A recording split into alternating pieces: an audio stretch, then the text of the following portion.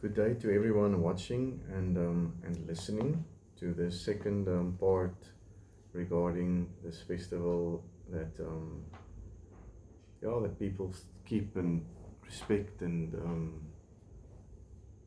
see it as a joyful time and want to use it as worship. Which we had a few questions in a previous video about, can we actually worship God when it's not based on truth? Can we worship Him if you're not led by the Spirit? Can you worship Him like that? And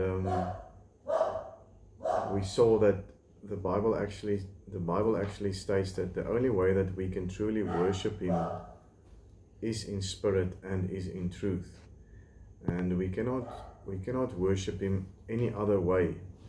We were created in His image, the Bible says. And we read in the book of Exodus and the book of Peter. Let me find it quickly. It says in Exodus chapter 19 verse 4 to 5.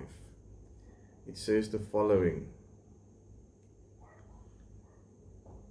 God speaks to Moses and He says to him, after they were led out of the place of bondage in Egypt, where they were enslaved and were influenced, and they had a hard time serving the Egyptians under other gods.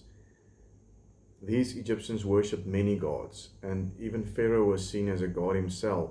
So they were in a place where they were challenged in their thinking, or they were being basically persecuted by people who served other gods, and they cried out to Yahweh Elohim, and God led them out of that. Yahweh Elohim led them out of that, and He brought them to this place at Mount Sinai where they were to actually worship Him at this point. And He then says the following to them.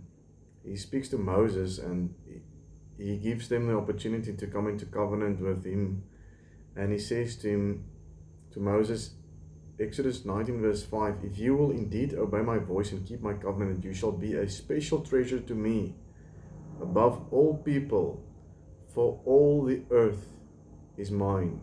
Remember that. All the earth belongs to Elohim.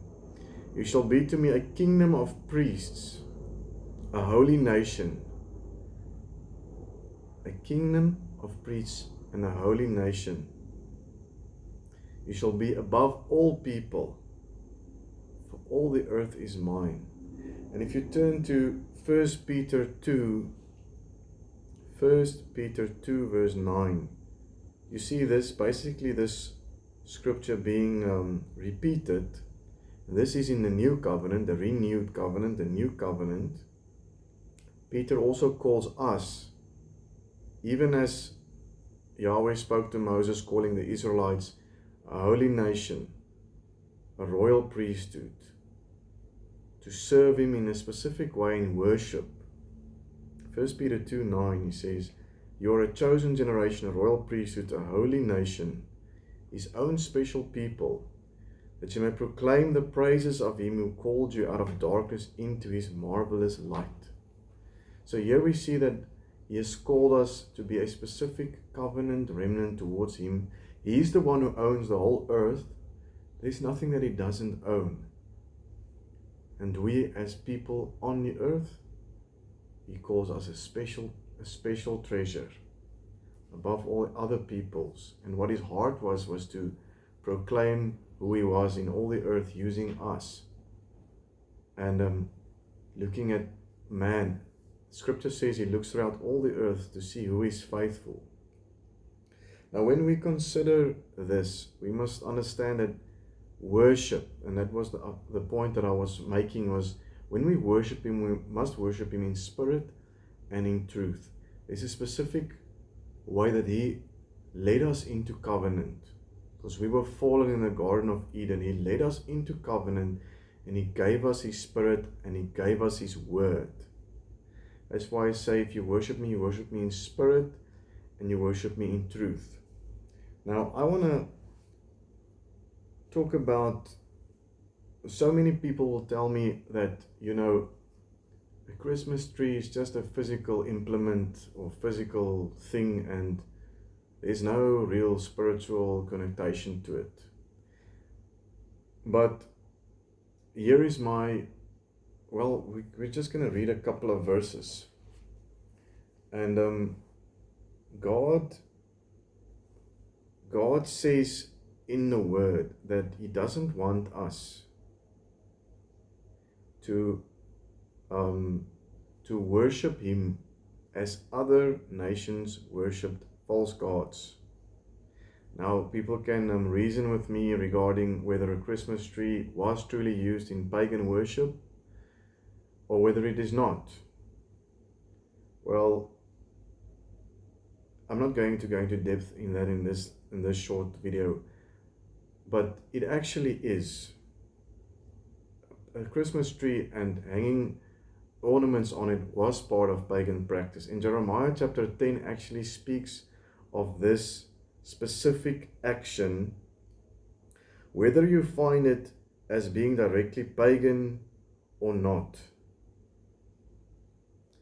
This is what Jeremiah chapter 10 says, and I just want to take us there. And it says in verse 2, "Thus says the Lord, thus says Yahweh Elohim, do not learn the way of the Gentiles, do not be dismayed at the signs of heaven, for the Gentiles are dismayed at them. For the customs of the people are futile, for one cuts a tree from the forest, the work of the hands of the workmen with the axe. They decorate it with silver and gold, they fasten it with nails and hammers, so that it will not topple.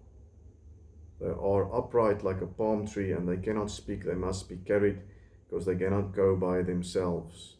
Do not be afraid of them, for they cannot do evil, nor can they do any good. Inasmuch as there is none like you, O Lord, you are great, and your name is great in might. Who would not fear you, O King of the nations, for this is your rightful due? For among all the wise men of the nations and all their kingdoms, there is none like you." So God actually instructs us. Do not learn the way of the Gentiles, do not be dismayed at the signs of heaven, for the Gentiles are dismayed at them. The customs of the people are futile, for one cuts a tree from the forest, the work of the hands of the workman with the axe. He specifically says that we are not to do it. Now, this is not directly saying that this was pagan worship, but it could have been, because it doesn't specify that it's not pagan worship as well.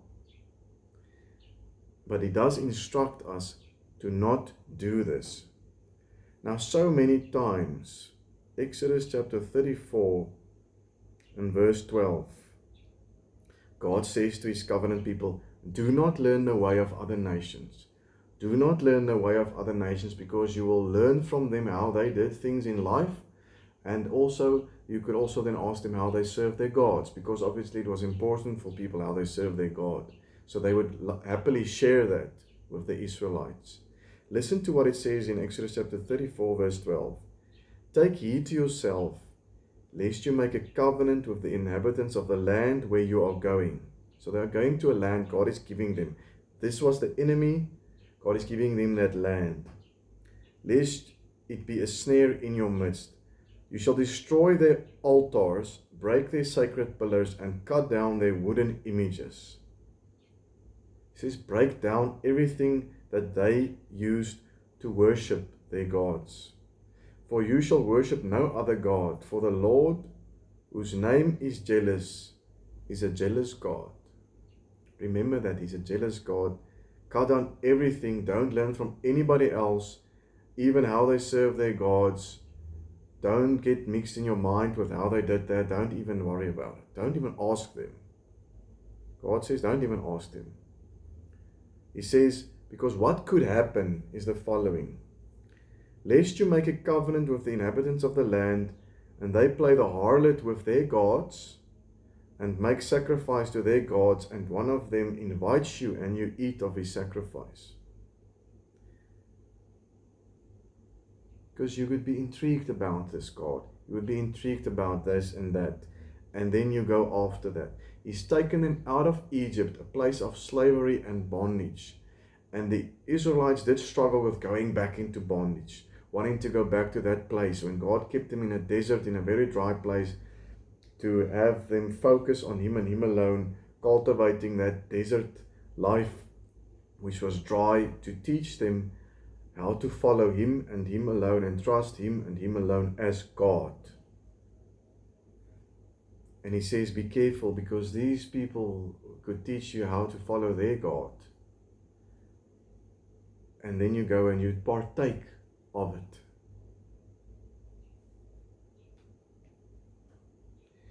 And He says, don't do it. Be careful that you do not do it.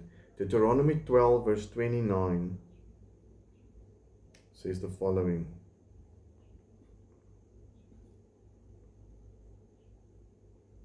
Deuteronomy 12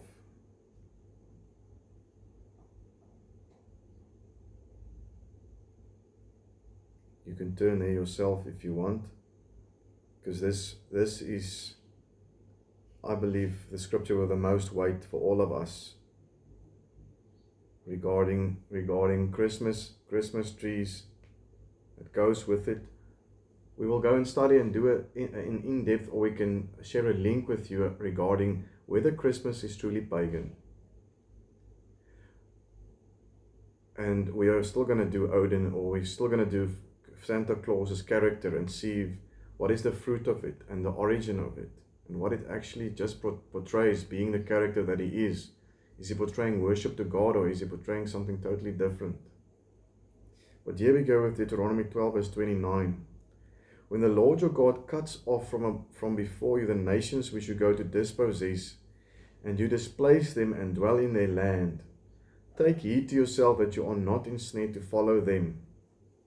Don't follow after them. God has given in His instructions, in His law, He's given His covenant remnant a way, instructions on how to live, on how to serve Him, and how to have a lifestyle of living with one another and with God. So all of that is given pertaining to life, how to live, how to be a royal priesthood, a holy nation. Now He says, when you go meet these people, don't go and learn funny things from them. Take heed to yourself that you're not ensnared to follow them after they are destroyed from before you, that you do not inquire after their gods, saying, how did these nations serve their gods? And I will do likewise. You shouldn't say that. How did they serve their gods? We shall not worship Yahweh your Elohim, or the Lord your God, in that way.